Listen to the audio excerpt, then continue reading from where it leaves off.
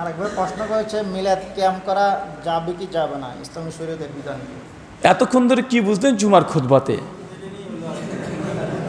আমি সরাসরি আপনাদেরকে বলিনি, তবে আপনাকে বলতে চেষ্টা করেছি যে শরীয়তে আপনার হুজুর যখন বলছে যে মিলাদ এবং কিয়াম এটা হচ্ছে করা হচ্ছে মুস্তাহাব, না করলে গোনা হয় না, না করলে কি হয় না?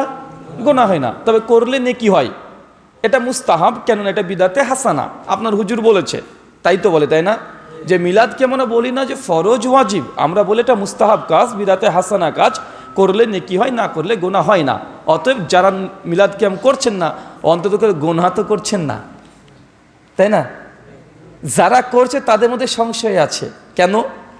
যারা মিলাদ কিয়ামের পক্ষে তাদের মধ্যে বড় বড় আলেম আছে, 22 বছর 23 বছর ধরে বুখারী পড়ছে এবং পড়াচ্ছে, তাদেরও বড় বড় মসজিদ মাদ্রাসা শিক্ষক উস্তাদ বড় বড় আছে, আছে না ভাইজান?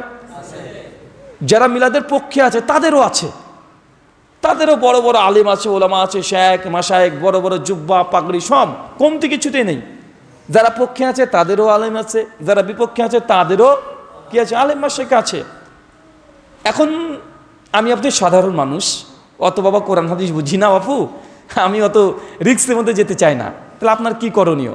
আপনাকে আমার পরামর্শ, যদি যারা মিলাদ কিয়ামের পক্ষে যে হুজুর আছে তাদের ফতোয়া কি, মিলাদ করলে নেকি হয়, না করলে গুনাহ হয় না। আর যারা বিরুদ্ধে আছে তারা কি বলছে? মিলাদ হচ্ছে বেদাত, করলে জাহান্নামে যাবি। আলেমদের মধ্যে দুই ভাগ হলো না ভাইজান? একজন হচ্ছে করলে গোনা হয়, কেন? এটা বিদাত, বিদাত করলে জাহান্নামে যাবেন, করলেও বিদাত, 3 দলালা, প্রত্যেক বিদাত হচ্ছে ভ্রষ্টতা। এদের মধ্যে বড় বড় আলেম ওলামা শেখ মাশায়েখ আছে, আর এদের মধ্যে আলেম ওলামা শেখ মাশায়েখ আছে, আর করলে নেকি হয়, না করলে গোনা হয় না। আপনি সাধারণ মানুষ, আপনি কিছুই বুঝেন না, দুই হুজুরের আলোচনা মাথার উপর দিয়ে চলে যায়, তাহলে আপনি কি করবেন? আপনার করণীয় হচ্ছে এইটা, আরে ভাই তোমার ফতোয়া যদি মানি মিলাদ না করলে গোনা হয় না, আর ওর ফতোয়া মানলে মিলাদ করলে গোনা হয়, তার মানে আমার নেকির দরকার নেই ভাই, আমার নেকির দরকার নেই, গোনা থেকে বাঁচাটা জরুরি। কোনটা জরুরি মুমিনের জন্য? নেকি করা না গোনা থেকে বাঁচা? গোনা থেকে বাচ্চাটা জরুরি, নেকি করাটা জরুরি নাই। যদি এ হুজুরের কথা যারা বলছে মিলাদ করলে জাহান্নামে যেতে হবে কারণ এটা বিদাত, আসলেই যদি কোনো সুন্নাহকে বিদাত হয় তাহলে কি হবে? মিলাদ করে আপনি জাহান্নামের যাওয়ার জন্য প্রস্তুতি নেন। আর যদি এর ফতোয়া ঠিক হয় তাহলে কি হলো? নেকি পেলেন না। কি পেলেন না? নেকি পেলেন না। ওর চাইতে আপনি সূরা ফাতিহা 2-4 বার পড়ে ফেলেন, সূরা ইখলাস পড়ে ফেলেন, তাও তো নেকিটার অভাব হয় না। নেকির অভাব আছে নাকি? আর এক হরফে এক নেকি, বিসমিল্লাহির রহমানির রহিম পড়ে দিলেন, সূরা ফাতিহা পড়ে দিলেন, নেকির পাহাড় পড়ে গেল। সূরা ইখলাস যদি 3 বার পড়েন, গোটা কোরআনের খতম দিলে যা নেকি আপনি একাইতে নেকি পেয়ে গেলেন। তো রিক্সে যাওয়ার দরকার কি ভাই আপনার? একটা উদাহরণ দিই, বুঝতে পারবেন। ধরেন আপনাদের তো গ্রাম বাংলার মানুষ, পুকুর থাকে না, পুকুর, পুকুরে মানুষ মাছ ছাড়ে।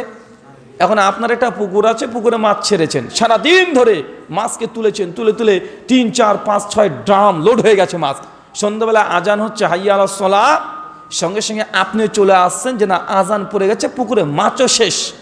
আর পুকুরের দেখবেন ওই যে পুকুরের দেওয়ালেই মাঝে গর্ত থাকে না, আপনি উঠে চলে আসছেন, আর সেই সময় দেখছেন যে গর্ত থেকে একটা নড়ে যেন উঠলো। আপনি সঙ্গে সঙ্গে ভাবলেন আর সর্বনাশ, আরেকটা মাছ রয়ে গেছে। আপনি তখন গর্তের মধ্যে হাত ঢুকাতে যাচ্ছেন, মাছটা নিবেন, শেষ মাছ। আর অমনি উপর থেকে আপনার ছেলে বলছে আব্বা খবরদার, ওটাতে হাত দিও না, মাছ না, ওটা সাপ। এখানে আপনি কি করবেন বলেন তো? আপনি মনে করলেন মাছ, আর ছেলে বলছে সাপ, আপনি কি করবেন?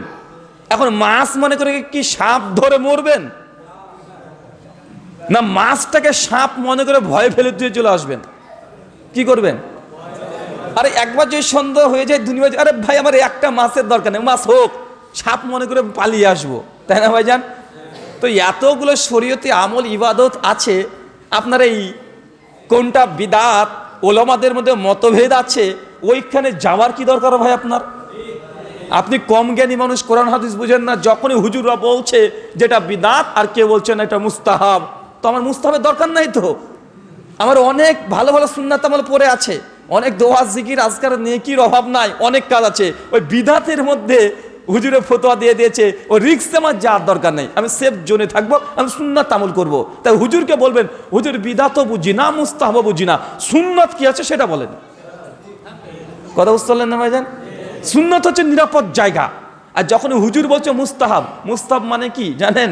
বিদাতে হাসানা মানে কোরআন হাদিস থেকে প্রমাণিত না, হুজুর ইঞ্জিনিয়ারিং করে একটা ইবাদত তৈরি করেছে।